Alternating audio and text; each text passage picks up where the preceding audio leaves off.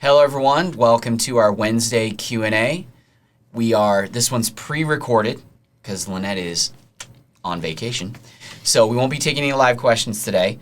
For those of you who are tuning in for the first time, we take your questions submitted to us via email at questions@itmtrading.com. We take your questions, we put them up here on the screen, we ask them live so you get a spontaneous live response. And it's Lynette Zang, our Chief Market Analyst. I'm Eric Griffin, President of ITM Trading, and let's dive into these questions. Let's dive right in. All right, so Bricks2 asks, what are some examples of goals we could set for ourselves? What would be basic, logical, and simple goals to start out with when it comes to, hey, what are my goals with owning gold and silver? Well, I think basic goals, and it really always does depend on where you are. But if you want some examples, like my personal example is that I do want to maintain my standard of living and my children's standard of living for 10 years.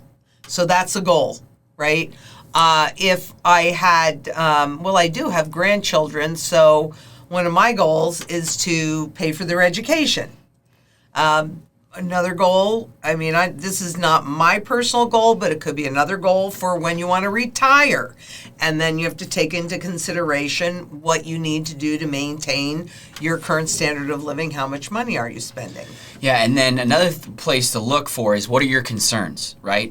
So some of our clients get concerned about, there could be a total economic collapse, breakdown in society, and I might need to barter. So how much do I want to have and what type of gold or silver do I need to be able to barter with? So if you start with your concerns as a baseline, like Lynette had a bunch of concerns, being able to pass, wealth. I'm also down, into, right? I definitely want legacy building as an important piece for me. If you look at your concerns as a guideline for goals, because, gold and silver are an insurance policy. Mm-hmm. So if you have a concern, how are you going to mitigate that concern with gold and silver? And there are different products and different types that will help you do that. Yeah, perfect. So that's the way you do it. Gee, I wish.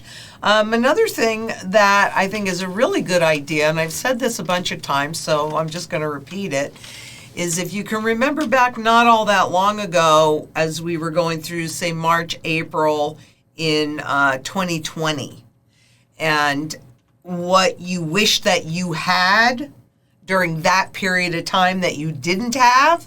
For some people, like Jacqueline, it was toilet paper. Yeah, and paper towels. So there's all different level of goals, but you just have to look at it. For me, what I found was I wish I had a bug out house when there were riots that were happening, not that far, relatively speaking, not that far from my house, not that far from my children's house. And it was like, because I had no place to go. Right.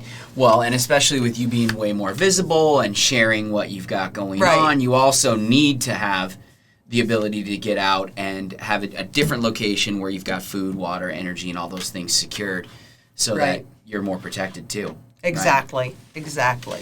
All right. So Daniel D. asks, when Lynette mentions bond and stockholders making a flight to the safety of gold, is it that flight to paper gold or is it to physical gold? I do not own any fiat paper assets other than dollars. So yes, 100% it's to physical gold. Well, but I think this question's not to you. It's saying when Lynette mentions like the market people that are leaving, making a flight out of bonds and stocks, are they making that? Because I think, aren't they making that flight? Those guys, the big wigs that are getting out of those things, they're making it to paper gold, right?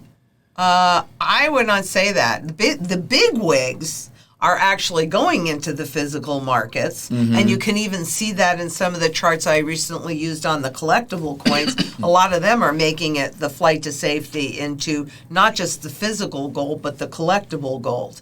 It's the normal person that really doesn't understand that you're not actually owning gold. When you buy an ETF or something like that, they make that mistake because their stockbroker is telling them, oh, this is just as good, but it's not, because all you own is shares in a trust. You don't own the underlying physical. So if you're talking about it from a stock perspective, central banks buy physical gold, right?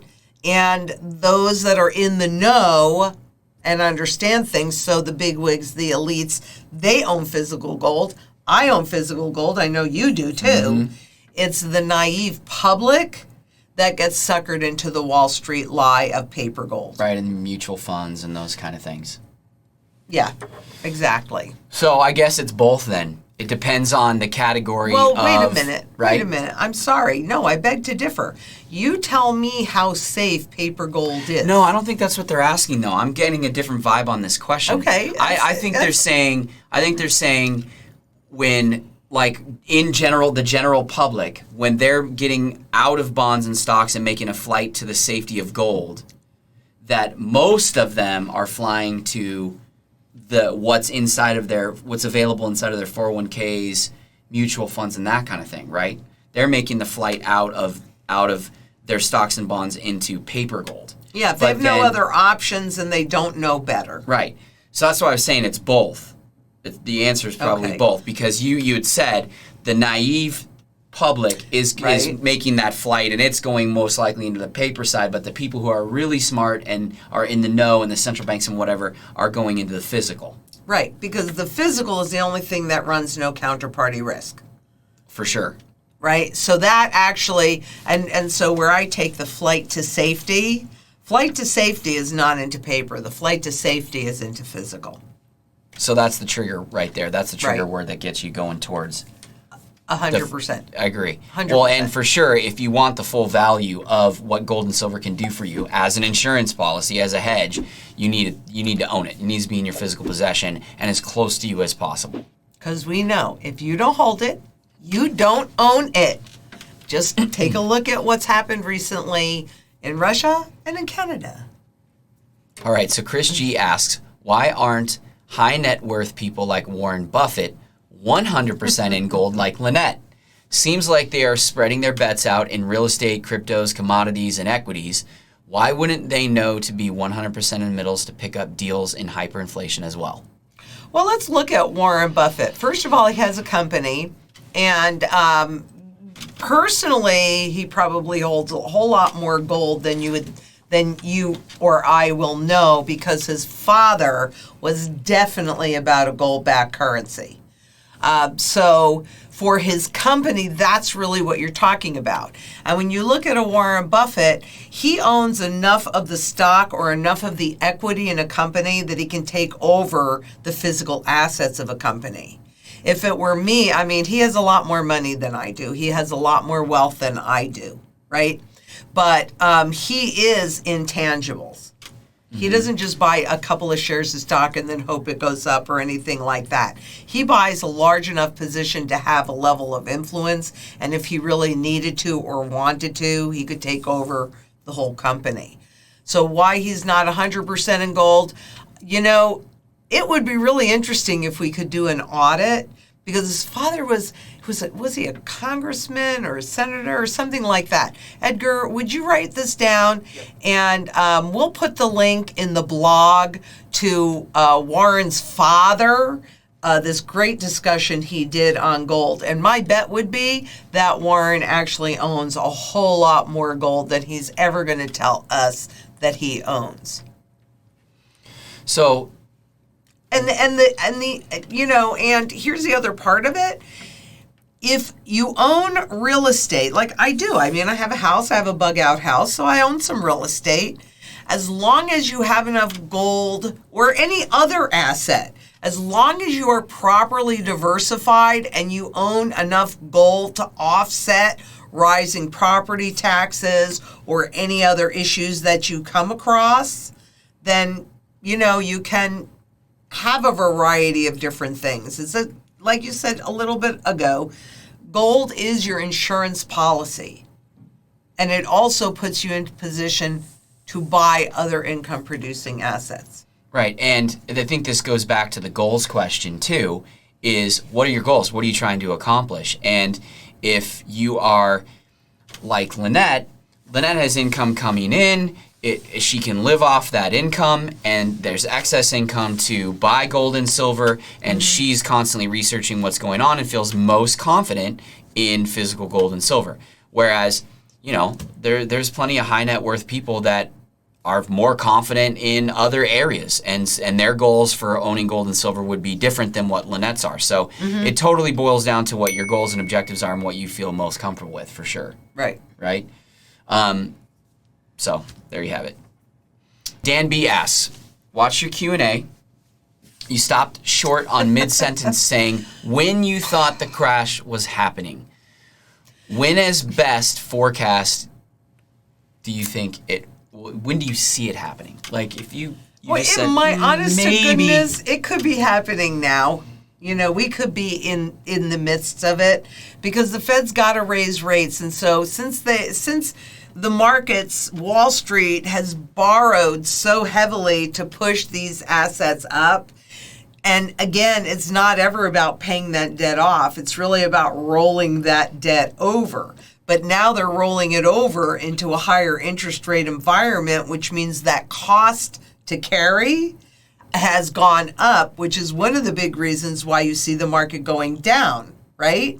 So I could not sit here and say it isn't already in the midst of happening. What I don't know is when the central bank will blink and pivot, right? Because one of the things, and I think I did one, but maybe it was a while ago, and maybe I should do this, on what happens to stock markets during hyperinflation.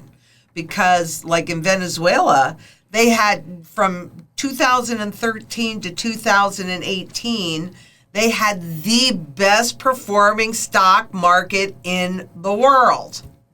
But that's because people were trying to rush out of the currency. And so what were their options? We've been taught that the only options are stocks and bonds, right? But that's all fiat money products. So you're kind of rushing out of the frying pan into the fire. There's really no difference between staying in cash and staying in the stock market. So I don't know if you guys want it. The market was going up while the value of their currency was going down. Right, because they were trying to protect their purchasing power by going into the stock market. And I imagine that's going to happen here too. Yeah, and obviously no one can predict, right? No one can predict when it's going to happen. But I think one of the videos, put the link to the Jenga economy in there in the description, because I think that says it all. I sometimes will put that in the links in the comments section, because people say, oh well, we never say when it's going to happen, and I do actually have a couple of crystal balls. They just don't tell me anything. Right. The Magic 8 Ball doesn't either. No, it doesn't. Not anything useful anyways. No. Okay, so Bookham E asks, does ITM Trading have a gold and silver IRA that can roll over an existing IRA into without penalties? Mm-hmm. Yes, there are. We do. We offer it. You can get a gold and silver IRA where you can, it's a self-directed IRA, and it's specifically for precious metals. You can roll over existing retirement accounts, not your 401k, unless you're currently not working for that company anymore. You roll that into an IRA and then roll it into a precious metals IRA. Then you can buy only the type of products, bullion products, that are allowed to be inside of a gold and silver IRA.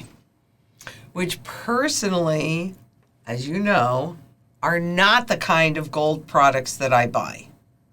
I want the ones that you can't put in an IRA because they're in a different classification, and I feel that they're a lot safer from an overt confiscation.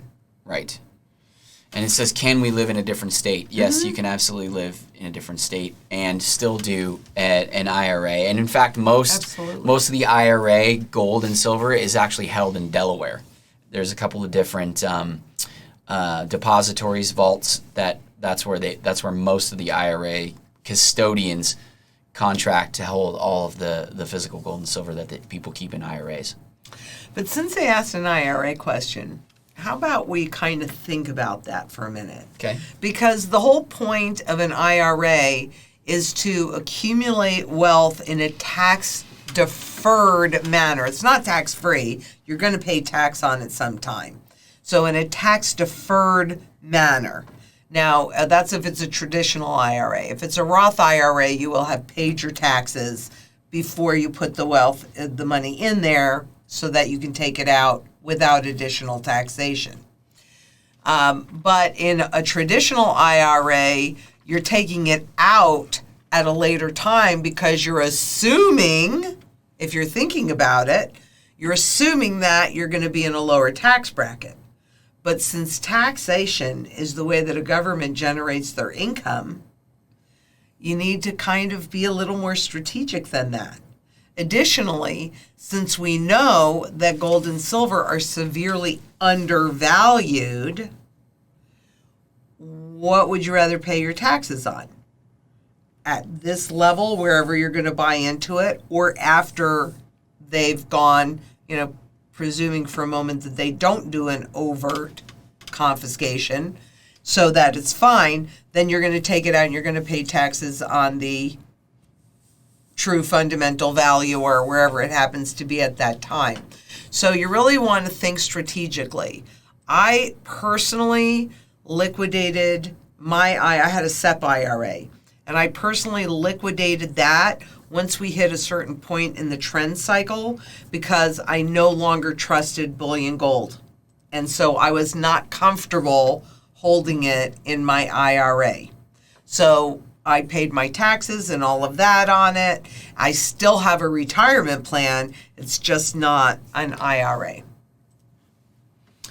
And just in case I wasn't 100% clear about what you were saying about the taxes, but regardless, you do have to pay your taxes whether you sold it.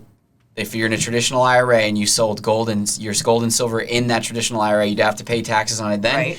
And if you sold it privately, you would still be responsible.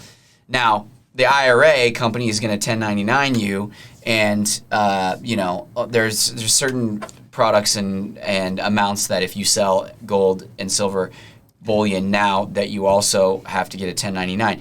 But there are some that you don't, and with pre-33 collectibles, there's never a 1099. But doesn't mean that the government doesn't expect you to pay your taxes. Right. So just wanted to be clear about that. Yes, thank you for that, because all good citizens always pay all taxes that are due. And I have a good accountant. I pay my taxes. It's not a battle I want. So there you have it. You can make your own call. Oh, absolutely. It's always about educated choices. You don't have to agree. That's not what this is about. But here's all the data. Now, you decide what works the best for you. That's the way it always has to be. I don't care who you're talking to, frankly. For sure. So, but I want you to make sure that you watch the interview with Christina Smallhorn. I love her. So I was really glad to have this interview. But part one is on the problems with the current real estate market and affordable housing, and part two is on the solutions. So part one is on ITM, part two is on BGS, and it's the solutions to that affordable housing if you're going to do a bug out location or you need something that's away from the inner city, etc. So it was a great interview. I had such a good time with the interviews that I did. They were really fun, both of them. And that always puts me in a good mood, which is always handy for everybody else. So, if you haven't already... Especially Edgar. But if you haven't already started your gold and silver strategy, just click that Calendly link below, set up a time to meet with one of our consultants, have your goals ready, or you'll have a conversation so you can develop your goals. But do yourself a favor, and if you haven't started, get started. And if you have started, get finished. Don't wait. No, these markets and what's going to happen isn't waiting for anyone. But if you like this, please give us a thumbs up. Make sure you leave a comment. And as always, it's critically important to share, because people really need to know what's going on. It is truly all about educated choices. So until next we meet, Please be safe out there. Bye-bye.